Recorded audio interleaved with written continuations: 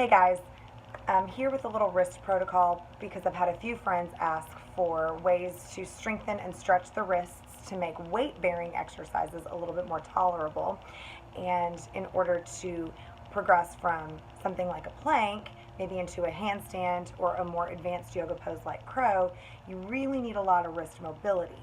It's not even so much about the strength, that's a component, but we really need to focus more on how much extension can we get through the wrist and the fingers, and then how much flexion can we get in the opposite direction so we're releasing the extensors. So you've got muscles on top of your wrist and on bottom, and they work in opposition.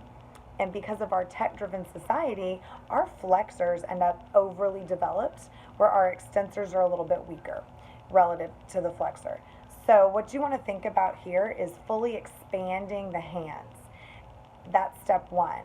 Like opening our fingers, spreading them out wide, getting them to all fully extend in all directions. We don't do that very often because we tend to hold a lot of things, which is good.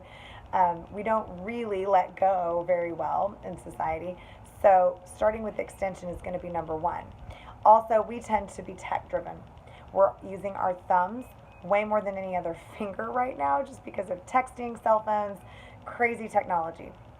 So the one thing I can encourage you to do is take tech breaks throughout the day and incorporate some of these stretches without or not forgetting your thumb. Don't leave your thumb out of these. So my two main stretches that I'll do periodically throughout the day, especially on days when I know I've been on my phone too much, are just a wrist extension and a wrist flexion. Before we even go into those stretches though, I want to do a baseline check for our own mobility. I'll have people bring their forearms together and see how far back can they extend the wrist. And usually this is what I see. We really are limited on how much do our flexors let go and how much do our extensors work. This is not enough to be able to put body weight on your palms. We really need to strive for a 180-degree extension here. Our palms should be able to get flat without weight. If we can't get to 180 here, what makes us think we can put weight on that surface? This is not ready for weight bearing. So if this is where you are, that is going to lead to wrist pain. This is what we need to establish first. And to be honest, it's a lot harder to do than it is to talk about. So the couple little stretches that I like to do are a simple stretch for the flexors and then flip it over for the extensors. Keep it flipped over and pull it up again for the flexors. So we always do a double stretch for the flexors. I'm going to show you on the front arm because I want you to watch my elbow. This is where my elbow can go, but I don't want it to go there. We want to keep the elbow soft. So this is truly related to the wrist and not the elbow joint.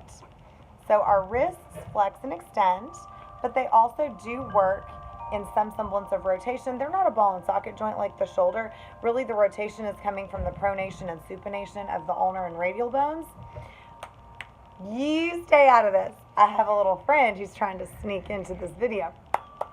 So we're going to bring our palms together and we're just going to work through that pronation and supination. Rolling through the wrists. And then we can make a roller coaster wrist where we stretch through the fingers. Like this? Just like that. All right, come on. You want to get in the video? Get in the video.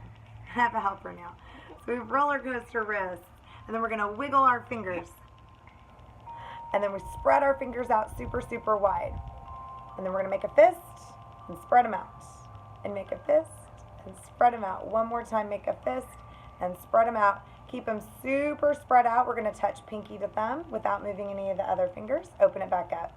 Ring finger to thumb. Open it back up. Middle finger to thumb. Open it back up.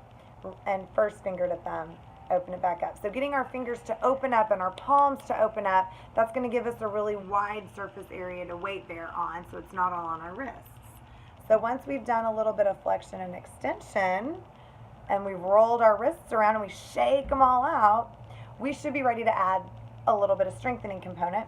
I forgot to grab a weight, so I'm going to use a stick to show you how I'm going to strengthen my wrist. I can go get you a weight. That's all right. We're already out here. So we're going to hold the stick with the palm facing down, focusing on our extensors. Those are what's probably weaker in relationship to the flexors. So we really want to work on picking up the stick with excuse me, they can't see my wrist. I'm getting more helpers. With just our wrist, not the elbow. And then we're going to flip the palm over. Can you let go, please? We're going to flip the palm over, and we're going to curl with the wrist, not. Okay, I need you guys to knot right now. Sorry.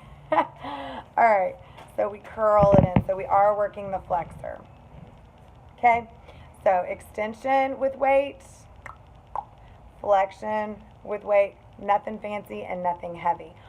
We will work on supination too with the palm facing down to start. We're going to turn the palm to face up. This one could be a little bit more weight because this muscle or these muscles are going to be a little bit stronger than the extensors and the flexors. So I would say extension flexion start with 1 to 3 pounds and then maybe go up like 5 to 8 pounds for that pronation supination. Once you've started working on all of that, you'll be ready for weight bearing, and that's going to be another video, so stay tuned. Thanks, guys.